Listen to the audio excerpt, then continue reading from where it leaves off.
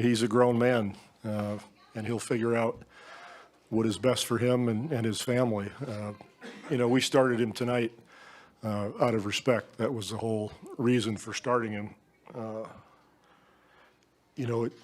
Before the game, you think, it may or may not be his last game that he ever plays in. And I did not want to miss the opportunity to honor him in front of our home fans for his selflessness over the years. I mean, this is a Hall of Fame player who allowed me to bring him off the bench for, I can't even remember now, the last decade or something, because it would make us a better team overall. So obviously he's a big reason for our success. And he deserved to have that night of respect so that he really feels that we appreciate everything he's done over the years. If he decides he's going to play again, that's up to him. But I won't try to convince him one way or the other. I don't think he needs that. Pop, when the crowd started chanting Manu, Manu, was it hard for you not to get swept up in the emotions of the night a little bit? Of course. I'm going to try not to go there. Guess that almost kind of ruins the next question I was going to ask you. Then don't ask it. I don't want to ruin your questions. I'm going to shoot my shot. It's like somebody asking for an autograph, and they come over, they say, I never do this, or I hate to do this, and you say, no, you don't hate it that much, Can you describe your feeling when you subbed him out at the game at that what could be final time? No, you're not going to get me wishy-washy here. But it worked out great, starting him, and I'm sure he felt special as a symbol and an image. I think when you look at the gesture by Steph, that was great. It's much respect. It's for Manu and his entire organization, and he definitely deserved that moment, all he's done for the game of basketball. He kind of worked us pretty good these 4 games, so I think he got, quite a bit left in the tank. Obviously it's up to him how much longer he wants to go, but, one thing about it, he's definitely not a liability on the floor. He can still defend. He can still score buckets with the best of them. So I think it's pretty much up to him and how he's feeling personally. But obviously he's slowed down a step, of where he was 7 years ago. But we all go through that at some point or another. And yet everyone can come out, in the year 15. And I'm pretty sure he probably averaged close to 17, 18 points a game in this series. Obviously not the turnout, but, they're also down some of their guys as well. Does he play that same way when their guys are out there? Probably so, because he does the same thing for them at all times. And, it could help, be a different outcome the way he was playing. So, definitely much respect to Manu and their organization, but everything that he's done in his career. First ballot Hall of Famer for sure. And, hopefully we'll see more of him. I enjoy watching him play. Still one of the toughest guys. Anytime someone asks me, who's the toughest guys you ever guard in the league, he's one of the ones always in my answer. So, definitely want to see him give it, some more. It's enjoyable to watch. And, but at the end of the day, we all know that it comes to an end Sunday. But it's always great to have that option. Everybody don't go out on their own terms. I know he'll have that opportunity, and that's great. I'm a Manu Ginóbili fan, and when you kind of sense the moment, obviously you don't know, what's in his future, but the crowd's going crazy for him, and you allowed. I try to do my best to give him that moment, just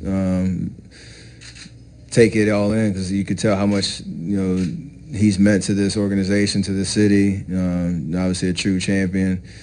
The way that he plays the game, you have no choice but to just love watching him play. And his creativity, his passion for the game every night, and he's given a lot to the game. So that was just a cool moment for him. And yeah, I had to concentrate on free throw too. That helped.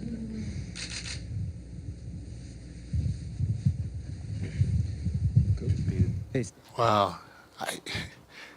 I've been in this thing since 1992, and just as a person, he's one of the all-time greatest that I've come across. You know, I don't know if there are many people better than him as individuals. It's a sad day. It's also a joyful day because he's brought a lot, not only to the Spurs organization, Sam, I mean, to basketball all around the world. I mean, he's brought a lot of joy for a lot of people for many years. And yeah, he's going to be remembered for the titles and, you know, the scoring and all that other stuff. But you talk about a guy that's as talented as he is, could have done anything in the NBA for many years. He was humble enough to be one of the first to accept coming off the bench graciously. That speaks volumes. And in my opinion, it's helped set a trend going forward because I know I have used it. I'm sure other coaches have used it. But you can always look back and say, hey, remember that guy named Manu Ginóbili? He graciously did it, and they won umpteen titles because of it. That just embodies who that guy is from day one. As crazy as it sounds, yes. I know that I'm looking forward to the day to tell my grandkids I was there for his last game. A lot of great players and great people have come through this organization. You feel that way about Manu. You feel that way about Tim. You know, Tony one day, David Robinson. It was just not only great players, but great people. And to hear the crowd serenade them like that was fun. And I was glad that I was here for it. Manu, can you describe your feelings at the end with the crowd and the tribute? Pretty hard to describe them. It was kind of emotional and overwhelming.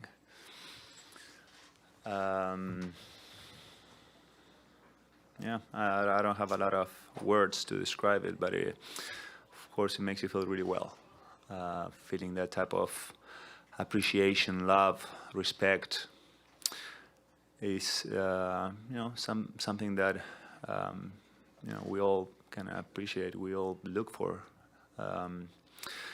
It's not that you go expecting it on every step you make, but when it happens on a situation like that and you receive all that without expecting it, shakes your world a little bit. So it was great. I really appreciate it. Manu, Luis Ortiz, Telemundo San Antonio. Obviamente perder en este nivel nunca es fácil, pero después de todo lo que enfrentaron, las lesiones y todo eso, ¿cómo mentalmente ustedes lidian con algo como así? Después del partido 1, fuimos a ese partido 2 golpeados, heridos, sin muchas expectativas con la ausencia de Kawhi. Teníamos todas las expectativas en que sí, él estuviera para el 3, que el equipo estuviera listo para pelear, lo estuvimos, pero sin él fue más difícil. Por momentos se sintió que fuimos a una batalla con bates de béisbol y ellos tenían todo el armamento. Hasta injusto por momentos, tienen mucho más talento que nosotros, mucho más recursos y creo que nunca me ganaron tan bien en un playoff. Así que creo que la derrota menos dura que sufrí en mi vida, porque me superaron ampliamente en todo aspecto. Si pasa así, cuando uno comete un error en el último tiro, es como tirar una moneda, entonces duele mucho más. Cuando te pasan por arriba de esa manera y juegan tanto mejor que vos, le das la mano y te vas a tu casa tranquilo. Hicimos todo lo que pudimos, todo lo que estaba a nuestro alcance y no alcanzó. Esto no es tan doloroso, es la realidad. Manu, es difícil poner en palabras, por supuesto, todo lo que pasa en una noche como esta, pero creo que es bueno compartir en este momento lo que pasó por tu cabeza y por tu corazón cuando saliste de la cancha con este reconocimiento. Fue muy raro, es como avasallante, ¿no? Obviamente, a uno lo emociona y lo conmueve. no sé si me quisieron retirar definitivamente, eso todavía nunca lo anuncié. Entonces como que toda esa situación me hicieron, no sé, dar un golpe de realidad, ¿no? De lo cerca que está. Todavía no sigo sin decidir, no es que por esto cambié mi opinión o aceleré mi opinión, pero de todas maneras fue impactante, fue emocionante y lo valoro mucho. No pasa muy seguido y cuando a uno le pasa y no lo espera y bueno, obviamente mueve un montón de cosas, sensaciones contradictorias, felicidad, dolor, un poco de tristeza, un poco de, qué sé yo, de emoción. Así que sí, fue raro, pero lindo de vivir. Manu, you didn't just retire in Spanish, did you, Manu? No.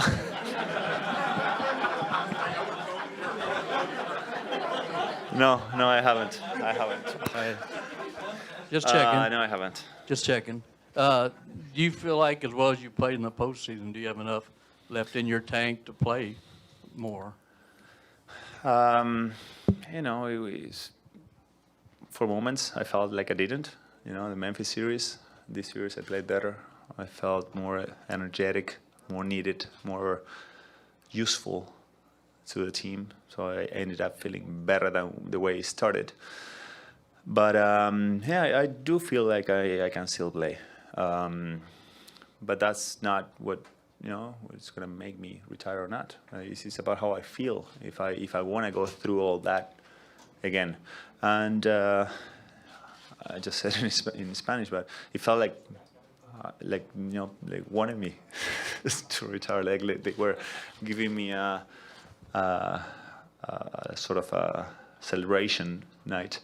And of course, I'm getting closer and closer. That's no secret for sure. It's getting harder and harder. But I always said that I wanted to let it sink in for 3 weeks, 4 weeks, whatever. And then I'll sit with my wife and see how it feels. Whatever I decide to do, I'll be a happy camper. I have to choose between two wonderful and truly wonderful options.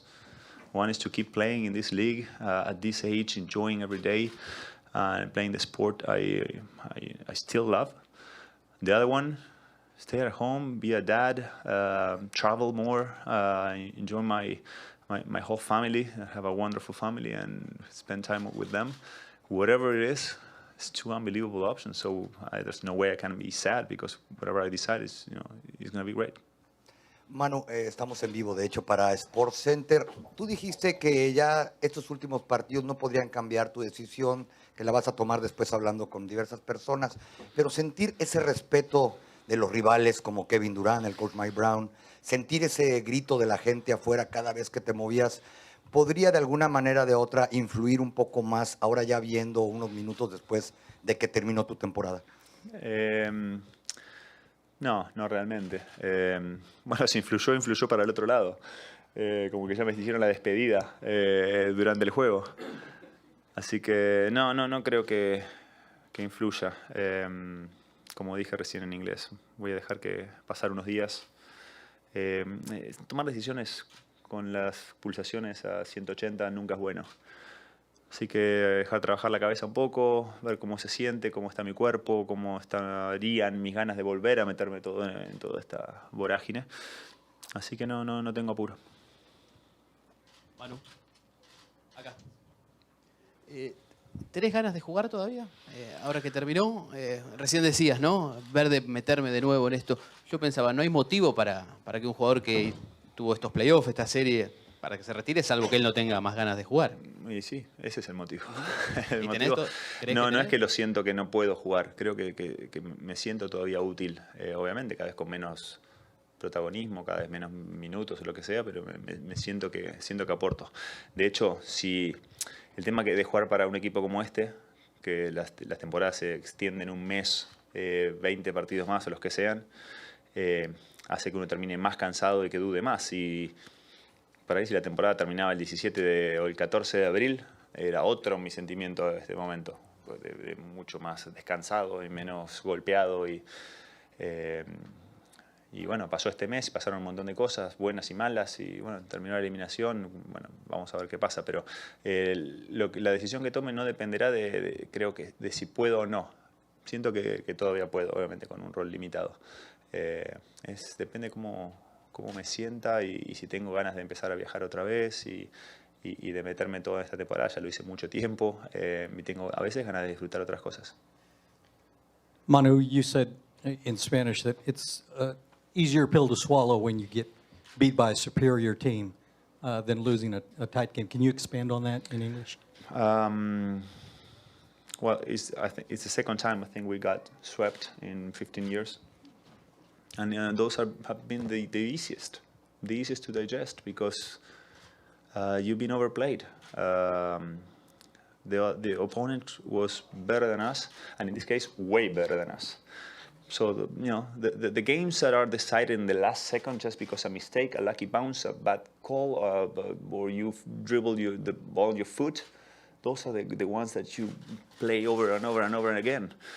When you lose by an average of 20 points per game in the last 3 games, you look at them in the eyes and say, congratulations, man, you beat us fair and square.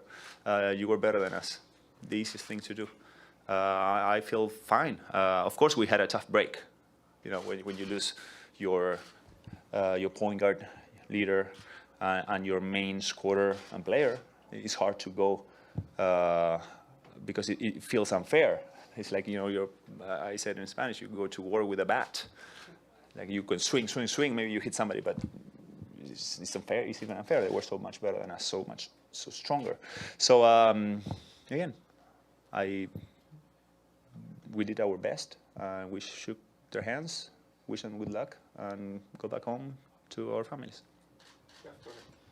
Were you surprised to get the start tonight, and when did you find out you were going to be in the starting five? He told me yesterday after practice. I was surprised because it hasn't happened in a while.